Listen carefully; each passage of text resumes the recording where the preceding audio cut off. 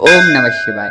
मेरे प्रिय भक्तों, आज हम आपको श्रवण कराने जा रहे हैं श्रावण स्पेशल मंगला गौरी व्रत की कथा, जो मंगलवार के व्रत में सुनी जाती है श्रावण माह में। तो भक्तों, कमेंट में हमें ओम नमः शिवाय जरूर लिखें। भक्तों, आइए अब हम श्रवण करते हैं श्री मंगला गौरी व्रत की प्राचीन कथा। एक नगर में एक व्यापारी अपनी पत्नी के साथ सुखी से जीवन व्यतीत कर रहा था। उसे धन दौलत की कोई कमी नहीं थी और वह खुशहाल जिंदगी बिता रहा था। लेकिन उस व्यापारी को एक ही दुख था कि उसके कोई संतान नहीं थी। इसलिए सारी सुख सुविधाएं होते हुए भी दोनों पति पत्नी खुश नहीं रहते थे। रात और दिन पूजा पाठ में लगे रहते थे और बहुत पूजा अर्चना करने के बाद उन्हें पुत्र का वरदान प्राप्त नहीं हुआ।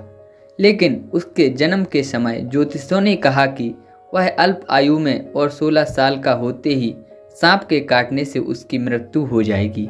इस बात को जानने के बाद पति पत्नी और भी दुखी हो गए, लेकिन उन्होंने इसे ही अपना और पुत्र का भाग मान लिया।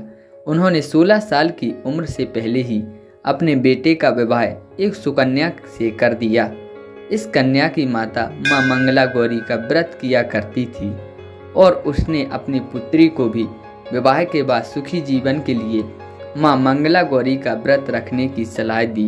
विवाह के बाद कन्या ने ससुराल आकर विधि विधान से मंगला गौरी व्रत किया और माँ गौरी की पूजा अर्चना की, जिसके परिणाम स्वरूप उसे अखंड सौभाग्य का आशीर्वाद प्राप्त हुआ और सेठ के पुत्र की मृत्यु टल गई। तभी से मंगला गौरी व्रत की मान्यता अधिक बढ़ गई।